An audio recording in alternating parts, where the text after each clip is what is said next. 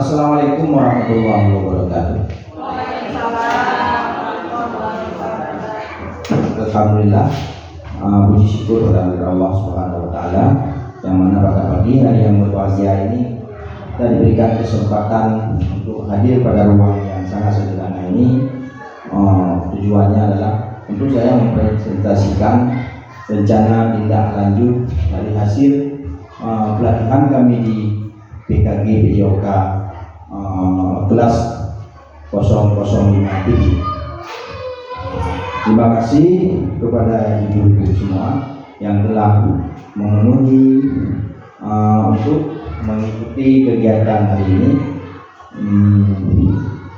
dalam rangka saya mempresentasikan proses pembelajaran yang berpusat pada peserta didik. Kemudian di sini agak berbeda pembelajaran yang saya presentasikan pada hari ini, itu menyangkut dengan yang berbasis pada proyek. Di sini saya memilih permainan tradisional. Pada kesempatan hari ini di Kombes SD Negeri Nasa Kembang yang biasanya kita laksanakan 2 minggu sekali. Untuk hari ini terima kasih dulu atas kesempatannya untuk saya memaparkan RTL atau rencana tindak lanjut pada program PKG PJOK. Kelompok operator.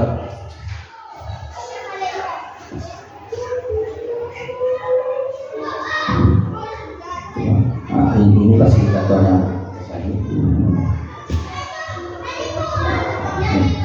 Bawah. Di sini ada yang pertama adalah latar belakang.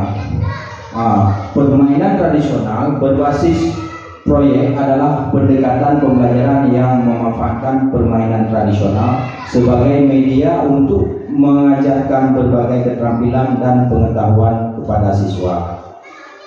Permainan tradisional adalah bagian dari warisan budaya yang kaya dan perlu dilestarikan. Mengintegrasikan permainan ini dalam pembelajaran membantu siswa menghargai dan memahami nilai-nilai budaya lokal. Dengan mempelajari permainan tradisional, siswa dapat mengembangkan rasa bangga terhadap warisan budaya mereka.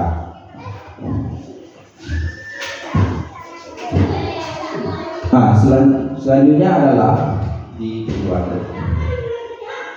Pertama, tujuan pembelajaran. Tujuan pembelajaran di sini ada 3 item, yaitu yang pertama mengenalkan siswa pada nilai-nilai budaya lokal melalui permainan tradisional. Yang kedua, mengembangkan keterampilan motorik, sosial, dan emosional siswa. Selanjutnya yang ketiga adalah meningkatkan kemampuan kerjasama dan strategi dalam permainan.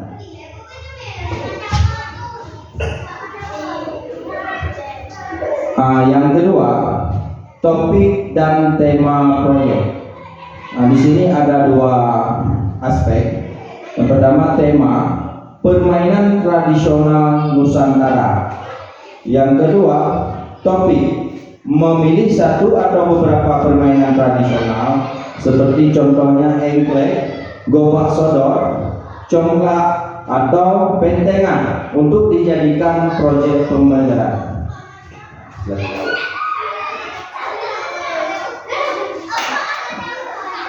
Kemudian di tahap 3-nya ada rancangan proyek. Di sini kita ada 5 item. Yang pertama, pembukaan proyek dan penjelasan tema. 2, riset dan pengumpulan informasi tentang sejarah dan aturan permainan tradisional. Yang ketiga, penyusunan rencana kegiatan dan pembagian peran. 4, pelaksanaan permainan dan pendokumentasian proses. Yang kelima, presentasi hasil proyek dan evaluasi. Selanjutnya yang keempat, di sini juga ada 5 aspeknya. Yang pertama ada tim riset bertanggung jawab mengumpulkan informasi dan sejarah permainan tradisional.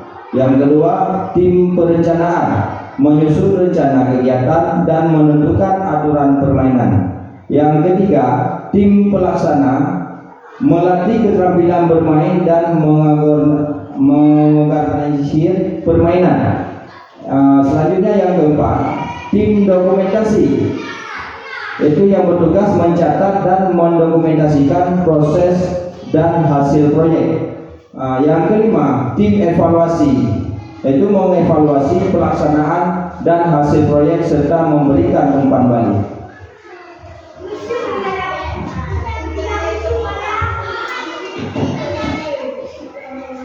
Ya, yang kelima adalah jadwal dan timeline. Untuk kegiatan ini memakan waktu selama 7 minggu. Minggu pertama kegiatannya adalah diskusi tema dan pembagian tugas. Di minggu kedua, riset dan pengumpulan informasi. Kita di minggu ketiga, penyusunan rencana kegiatan dan latihan. Minggu 4 dan 5, pelaksanaan permainan dan pendokumentasian. Minggu ke-6, presentasi hasil proyek dan evaluasi. Minggu ke-7, itu minggu terakhir, refleksi dan diskusi pembelajaran yang didapat.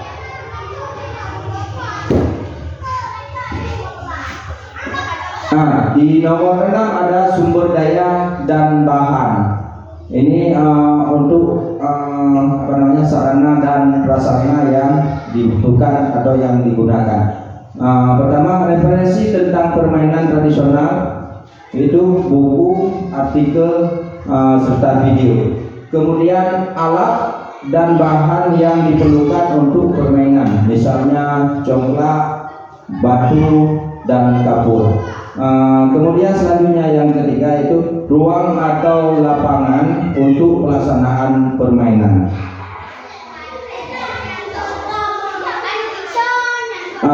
Di nomor 7, proses monitoring dan evaluasi. Yang pertama, monitoring mingguan oleh guru untuk memastikan proyek berjalan sesuai rencana. Yang kedua, evaluasi melalui observasi, diskusi, kelompok dan umpan balik dari siswa. Kemudian yang ketiga, penilaian akhir berdasarkan kriteria yang telah ditetapkan seperti kreativitas, kerjasama, dan hasil proyek.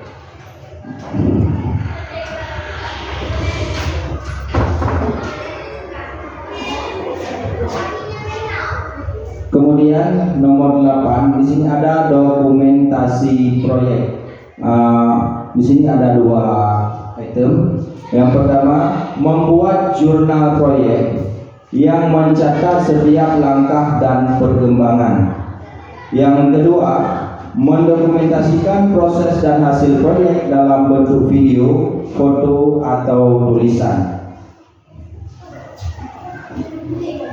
Kemudian yang poin terakhirnya itu nomor 9, refleksi dan pembelajaran. Yang pertama, melakukan sesi refleksi untuk mengidentifikasi keberhasilan dan area yang perlu diperbaikan. Kemudian diskusi tentang pembelajaran yang didapat dari proyek ini dan bagaimana keterampilan tersebut dapat diterapkan di masa depan. Sampai di sini RTL yang saya rancang di sini memiliki 9 poin, ibu-ibu. Mungkin dari apa yang sudah saya paparkan tadi, dari ibu mungkin ada tambahan atau ada sedikit umpan balik atau ada pertanyaan-pertanyaan yang mau ibu tanyakan kepada ibu kami persilakan.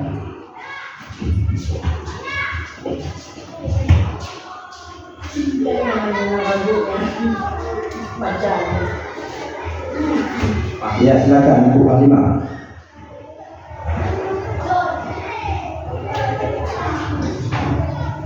Apa kelebihan dari program pembelajaran yang berbasis proyek? Terima kasih Ibu, pertanyaan yang sangat menarik. Ini sebenarnya sebuah tantangan pertanyaannya buat saya ini. Terima kasih Ibu. Sedikit saya ingin semampu saya akan menjawab. Di sini kelebihan daripada pembelajaran yang berbasis proyek Bu ya. Sebenarnya Bu, pembelajaran yang lalu yang tidak berbasis proyek, yang namanya pembelajaran yang berdiferensiasi, yaitu pendekatan terhadap peserta didik, sudah cukup baik Bu, sudah cukup. Cuma di sini ada kelebihannya. Di pembelajaran yang bersifat proyek ini kita melibatkan semua peserta didik berperan aktif. Contohnya begini Bu, di pembelajaran biasanya peserta didik kita terapkan misalkan di cabang olahraga bola kaki.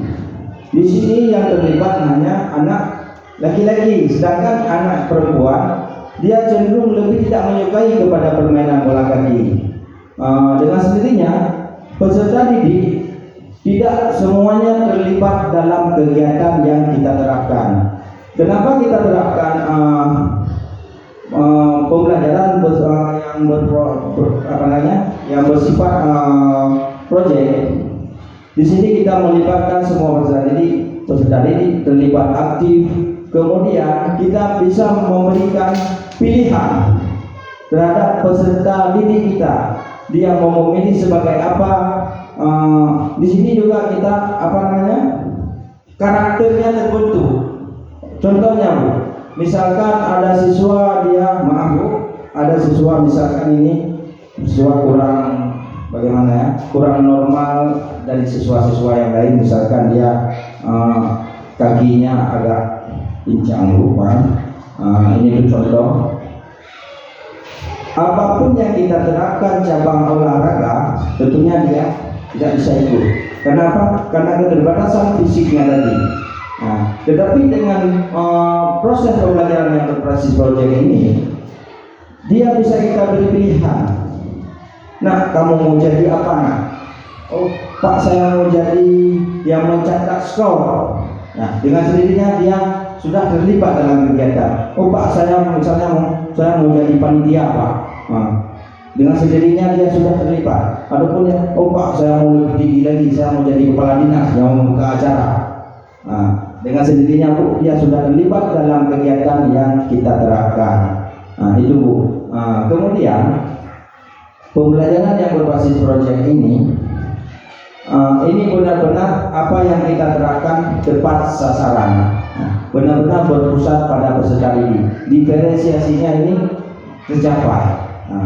Begitu Bu, sepemahaman saya, semampu saya. Mungkin itu yang bisa saya jawab dulu sampai di sini Bu. Bagaimana Bu?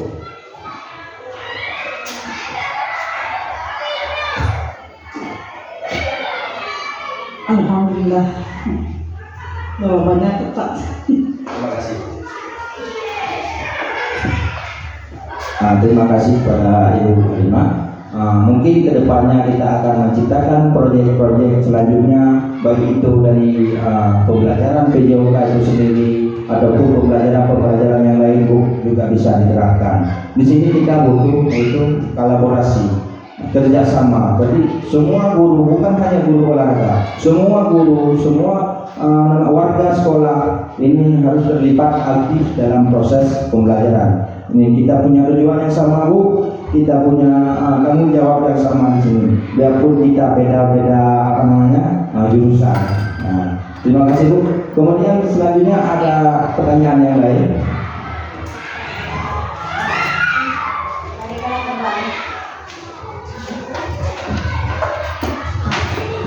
Assalamualaikum warahmatullahi wabarakatuh.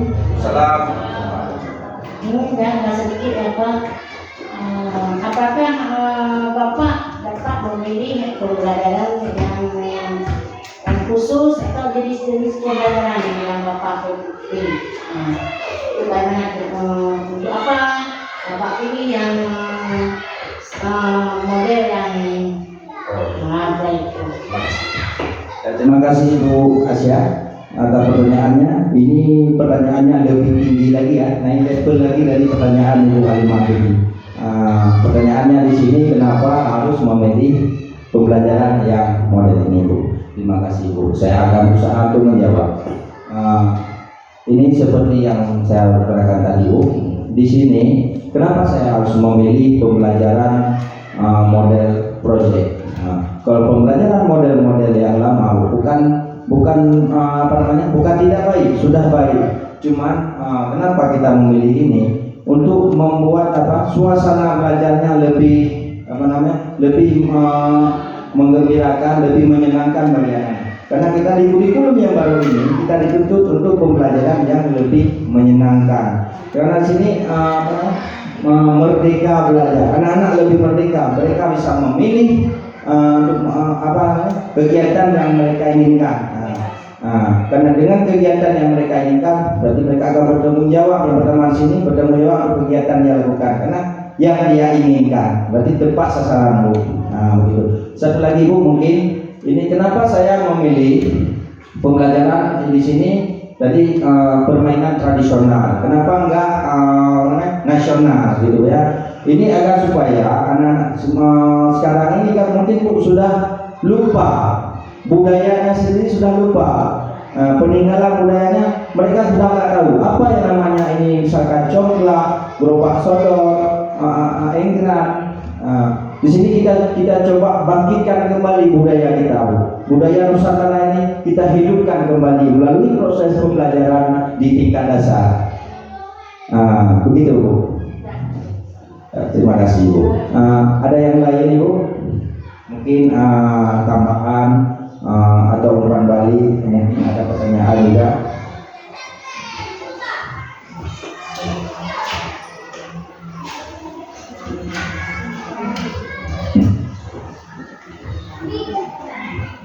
Bagaimana, Ibu? Bu Abni, mungkin ada pertanyaan?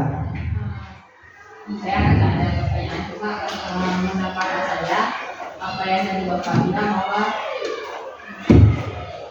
oke, terima kasih atas kesempatan yang telah diberikan kepada saya.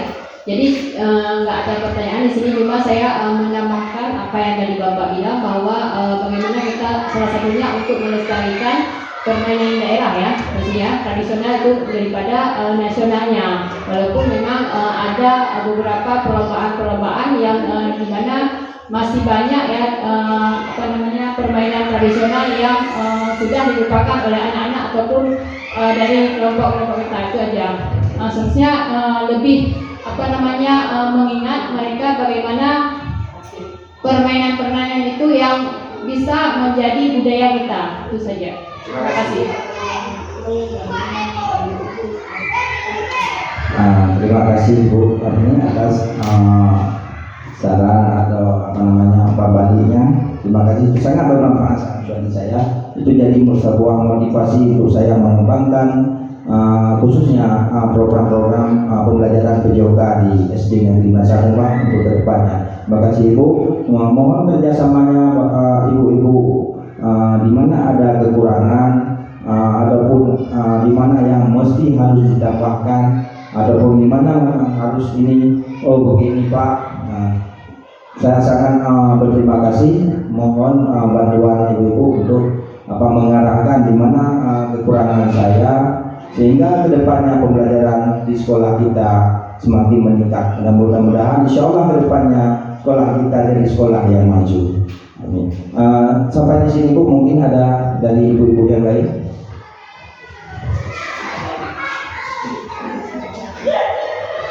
Baik, kalau begitu, Ibu, terima kasih atas segala perhatiannya. Kemudian ya, Ibu. Ada hal-hal yang berkaitan dengan agama. Misalnya itu kegiatan buku yang kita itu, sedangkan dalam agama nggak boleh makan sambil jalan, kayak gini nggak makan. Tapi apakah bagaimana dengan olahraga dengan agama? Ya, Bu, sangat baik pertanyaan Ibu. Ini menyangkut dengan agama dan pendidikan olahraga. Ya. Di sini, Bu, yang menyangkut dengan kegiatan seperti contoh pilihan tadi, makan kerupuk sambil berdiri. Kalau dalam agama kita itu memang tidak dianjurkan, ya. itu Bu, kalau makan kerupuk itu tidak masuk ke dalam ranah pembelajaran tradisional kita Bu, karena itu kegiatan-kegiatan yang diciptakan di luar untuk kegiatan perayaan HUT kemerdekaan begitu Bu. Kita di sekolah di pembelajaran kita juga akan mempertimbangkan, akan melihat apa yang cocok dan apa yang tidak cocok untuk anak didik kita Bu. Nah, begitu. Emang dibolehkan.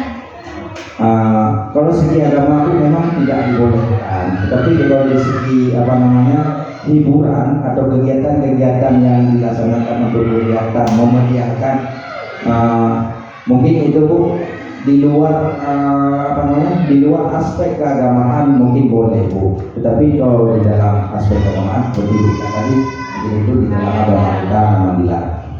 Terima kasih Bu, ini waktunya sudah menunjukkan pada waktu yang ditentukan. Di sini saya terima kasih atas perhatiannya, atas pengamatan ibu-ibu.